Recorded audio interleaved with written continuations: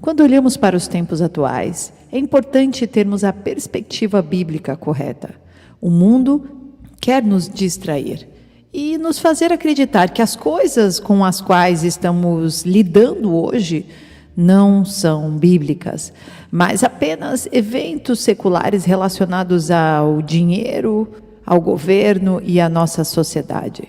Mas, como filhos de Deus, temos a certeza do cumprimento da palavra de Deus. A humanidade está caminhando em direção a dias de grandes desafios. Há um tempo como nunca existiu antes, a grande tribulação. E após isso, mas não antes disso, o retorno do nosso Messias, o nosso Salvador, o Cordeiro de Deus que tira o pecado do mundo. O Cristo crucificado, ressuscitado e que ascendeu aos céus, voltará para nos buscar. Ao conversar com seus apóstolos em Mateus 24, versículo 37, os últimos dias foram descritos por Jesus desta forma: pois assim como foi nos dias de Noé, também será a vinda do Filho do Homem. Porquanto assim como nos dias anteriores ao dilúvio, comiam e bebiam, casavam e davam-se em casamento, até ao dia em que Noé entrou na arca, e não o perceberam, senão quando veio o dilúvio, e os levou a todos. Assim será também a vinda do Filho do Homem. Quando olhamos para trás nas Escrituras a respeito dos dias de Noé, podemos encontrar muitas semelhanças com nossa vida e a vida de Noé. Voltando para Gênesis capítulo 6, nós lemos: como se foram multiplicando os homens na terra e lhes nasceram filhas. Vendo os filhos de Deus que as filhas dos homens eram formosas, tomaram para si mulheres que entre todas mais lhes agradaram. Então disse o Senhor: o meu espírito não agirá para sempre no homem, pois este é carnal, e os seus dias serão 120 anos. Ora, naquele tempo havia gigantes na terra, e também depois, quando os filhos de Deus possuíram as filhas dos homens, as quais lhes deram filhos, estes foram valentes varões de renome na antiguidade. Viu o Senhor que a maldade do homem se havia multiplicado na terra, e que era continuamente mau todo o desígnio de seu coração. Então se arrependeu o Senhor de ter feito o homem na terra, e isso lhe pesou no coração. Disse o Senhor: farei desaparecer da face da terra o homem que criei, o homem e o animal, os répteis e as aves dos céus, porque me arrependo de os haver feito. Porém, Noé achou graça diante do Senhor. Versículo 17: porque estou para derramar águas em dilúvios sobre a terra, para consumir toda a carne, em que há fôlego de vida debaixo dos céus. Tudo o que há na terra perecerá. Contigo, porém, estabelecerei a minha aliança. Entrarás na arca, tu e os teus filhos, e tua mulher, e as mulheres dos teus filhos. Perceba que durante aqueles tempos, a maldade do homem era grande em toda a terra. E toda a intenção de seus corações era mal continuamente. Eles estavam apenas pensando sempre em maldade e atrocidades, ao ponto de Deus lamentar de ter feito todas aquelas pessoas. E se utilizarmos a nossa imaginação, podemos comparar com as pessoas de hoje e imaginar o quanto Deus deve lamentar ter feito muitas pessoas que hoje habitam na terra e preenchem a terra de maldade, de discórdia, de guerras, de lutas, todos os tipos de atrocidades. O coração das pessoas está se tornando cada vez mais frio e as pessoas têm escolhido a violência ao invés da paz. Tudo é motivo de discórdia em redes sociais. O mundo online. Um mundo onde as pessoas se escondem atrás de seus computadores e celulares simplesmente para trazerem toda a maldade que desejam em mensagens, vídeos, todos os tipos de discórdias. Além disso, a atual geração é completamente narcisista, é consumida por um amor por si próprio, mais do que qualquer outra coisa. E Jesus nos ensina em Mateus 22, 36, Mestre, qual é o maior mandamento da lei? Respondeu Jesus: ame o Senhor, o seu Deus, de todo o seu coração, de toda a sua alma e de todo o seu entendimento. Este é o primeiro e maior mandamento. E o segundo é semelhante a ele: ame o seu próximo como a si mesmo. Destes 2 mandamentos dependem toda a lei e os profetas, ou seja, nós devemos amar a Deus em primeiro lugar e devemos amar os nossos irmãos, assim como a nós mesmos. O grande problema da sociedade atual é que o amor se esfriou, o coração se tornou egocêntrico e a única coisa que cabe dentro deste coração são as próprias vontades, os próprios desejos e, na maioria das vezes, desejos carnais. E este amor por si mesmo se tornou muito maior do que o amor por Deus e o amor pelo próximo, onde o que importa é eu conseguir conquistar, não importa como eu conquisto, não importa em quem eu vou esbarrar, quem eu vou ter que derrubar, não importa nem mesmo se Deus estará na minha frente. Eu quero ser o dono de tudo. Este é o pensamento que Satanás colocou desde o princípio no ser humano, quando trouxe o pecado para a humanidade, onde as pessoas adoram a si mesmos. O problema é que as pessoas ainda não perceberam que nós somos criados por Ele, pelo nosso Deus, e que nós estamos aqui a serviço dEle para cumprir e sermos submissos a Ele. Porque se não for assim, sempre haverá um grande vazio no espaço onde deveríamos estar lutando pelos propósitos do Senhor. Por vezes, esse espaço será preenchido por prazeres momentâneos carnais, desejos de Satanás para a vida das pessoas. O problema é que chega uma hora que acaba e o vazio volta novamente. O problema é que até as pessoas que têm buscado Deus, têm buscado um Deus no formato em que elas se sentem confortáveis. Ou seja, eu faço a minha doutrina da minha forma, eu procuro um Deus que me permite fazer as coisas que eu desejo, e desta forma eu me sinto confortável e achando que eu estou andando com Deus. Alguns estão dizendo que todos os deuses podem andar juntos porque o principal de tudo é o amor. O problema é que o principal de tudo é o amor ao único Deus e não a todos os deuses juntos. Não existe deuses iguais. Só existe um caminho à verdade e este caminho foi dado por Deus pelo seu Filho unigênito, Yeshua HaMashiach, o nosso Messias, aquele que voltará para nos buscar. Noiva lavada e remida no sangue do Cordeiro. Mas hoje mais importa sobre a habilidade pessoal de cada um.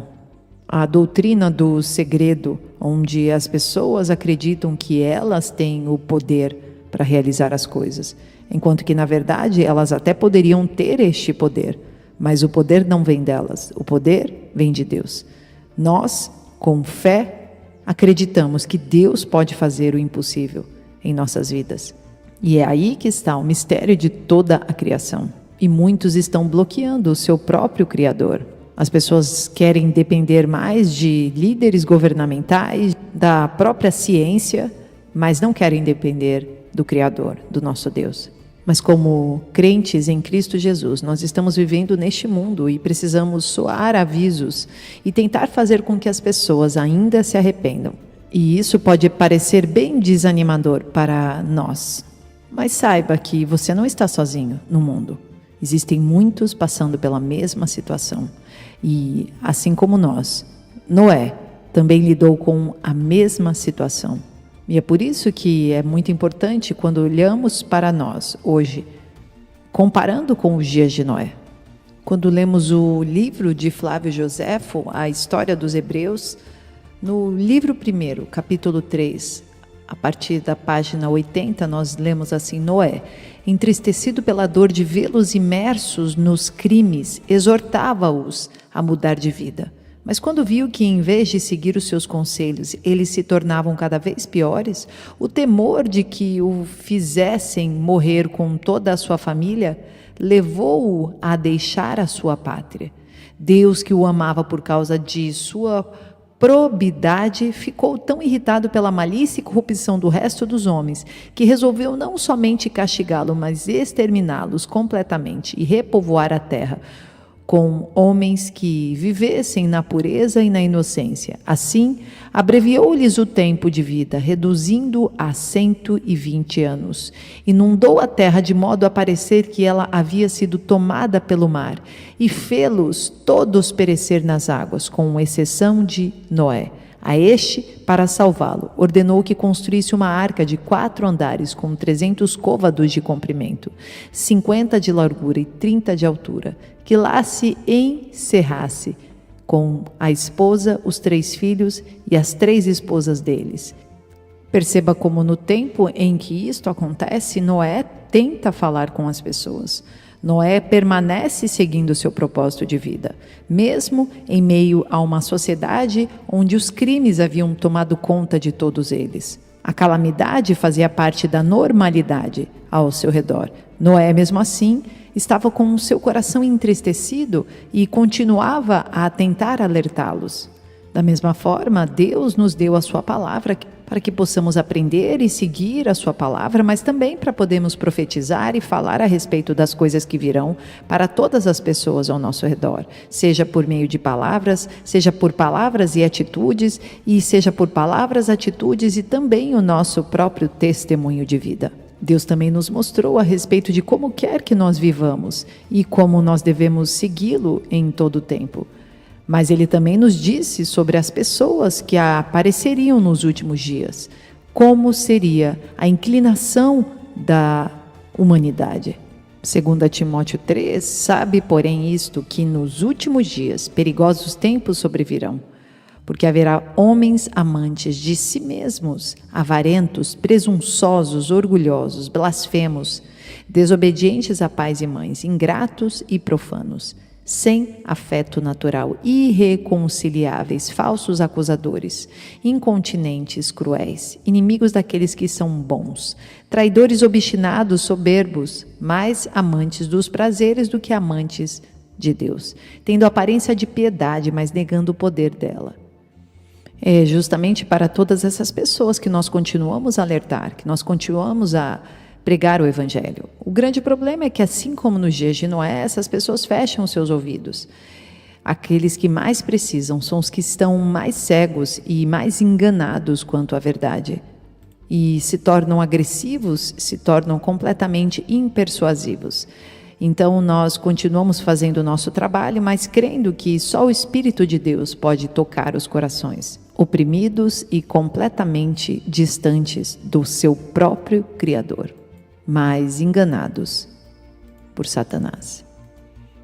Nós estamos vivendo tempos onde Satanás quer com que todos nós estejamos desistindo da vida de cada um dos crentes, daqueles que estão começando a seguir os caminhos do Senhor.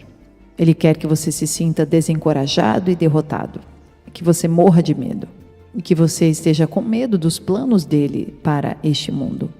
Mas nós venceremos. Nós não estamos com os ouvidos voltados para aquilo que Satanás tem dito. O diabo é um ser criado e ele sabe que o tempo dele é curto. Por isso que tudo o que ele deseja é te derrubar junto com ele. Mas aprenda algo e nunca mais se esqueça. Não importa o que aconteça em seu caminho. Se você estiver com o Messias, você já venceu. A vitória é sua. Você tem coroas esperando por você. Você tem uma grande morada te aguardando, junto com o nosso Messias. João capítulo 14. Não permitais que o vosso coração se preocupe. Credes em Deus, crede também em mim. Na casa de meu pai há muitos aposentos. Se não fosse assim, eu o teria dito a vós. Portanto, vou preparar-vos lugar. E quando eu me for e vos tiver preparado um lugar, virei de novo e vos levarei para mim, a fim de que onde eu estiver, estejais vós também. Vós sabeis para onde eu vou e conheceis o caminho. Indagou-lhe Tomé: Senhor, não sabemos para onde vais, e como poderemos conhecer o caminho? Assegurou-lhe Jesus: Eu sou o caminho, a verdade e a vida. Ninguém vem ao Pai senão por mim. Nós temos esta certeza em nosso coração. Por isso não podemos permitir que nenhum tipo de censura, nenhum tipo de maldade, nada do que está ao nosso redor, nada do que vem nas notícias, nenhuma fofoca, nada nos derrube. Não permita que nenhum sentimento de medo e ansiedade invada o seu coração. Pelo contrário, que você tenha a certeza da presença de Deus na sua vida, da salvação através de seu Filho Jesus e de quanto você é vencedor em Cristo. Talvez a maior preocupação não deva ser: será que Deus vai nos proteger? Porque isso é mais do que óbvio que Ele fará. A maior preocupação deve ser: será que nós vamos proteger a nossa fé em Jesus Cristo? Será que nós vamos permanecer fiéis? Será que nós vamos seguir levando a palavra de Deus a toda criatura? Quando Deus salvou Noé, Ele estava julgando o mundo, porque neste mundo só habitava a maldade. O dilúvio estava carregando todo o pecado e toda a maldade. E após isso, Ele disse que nunca mais julgaria a terra através deste método do dilúvio novamente, que é o que o símbolo do arco-íris representa. Representa uma aliança que foi feita entre Deus e todo homem. Assim como Ele julgou o mundo antes nos dias de Noé, Ele julgará novamente. Mas será diferente desta vez. E é de total responsabilidade sua preparar a si mesmo e preparar a sua família.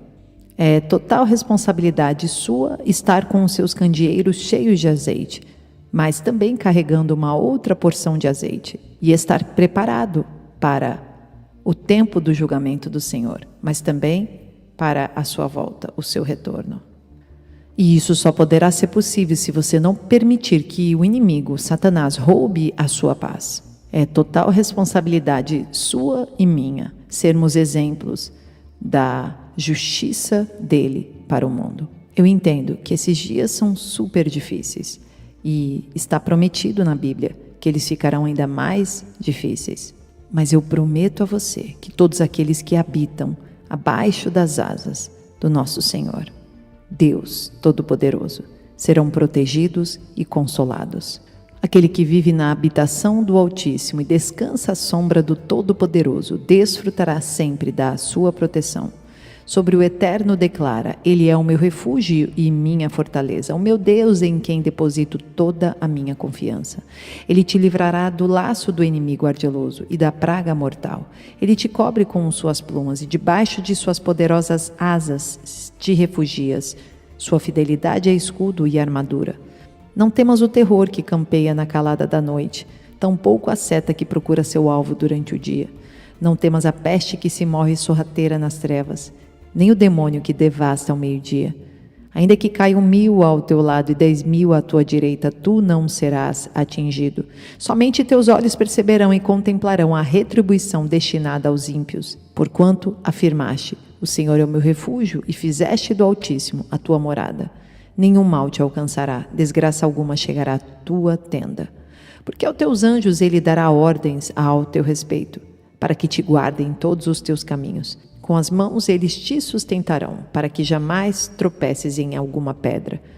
Poderás pisar sobre o leão e a víbora, pisotearás o leão forte e a serpente mais vil. Porquanto ele me ama, eu o resgatarei, eu protegerei, pois este conhece o meu nome. Sempre que chamar pelo meu nome, hei de responder-lhe. Estarei sempre com ele, nos momentos mais difíceis, quando enfrentar tribulações. Eu o resgatarei e farei que seja devidamente honrado. Eu o contemplarei com vida longa e lhe revelarei a minha salvação. Assim disse o Eterno. Meu desejo é que hoje você decida estar do lado de Noé. Que você não esteja em cima do muro, pensando: será que é verdade? Será que é mentira? Será que o julgamento virá? Será que Deus realmente fará como fez nos dias de Noé? Mas que você esteja ciente, e não só isso, que você esteja ouvindo a voz de Deus e seguindo a tua vontade. Oremos. Senhor nosso Deus e nosso Pai, obrigada por tua palavra. Queremos ser como Noé, queremos estar com nossos corações sedentos à tua vontade, queremos estar com os nossos ouvidos abertos à tua voz. Abre os nossos olhos para que tudo aquilo que teu Espírito Santo tem nos mostrado, nós possamos enxergar. Que todos os dias possamos ser testemunhas de Cristo Jesus nesta terra. Tira todo o medo, tira toda a ansiedade, toda a depressão de nossos corações e enche-nos da tua vontade todos os dias, em nome de Jesus. Amém. Deus abençoe, queridos, e até o próximo vídeo.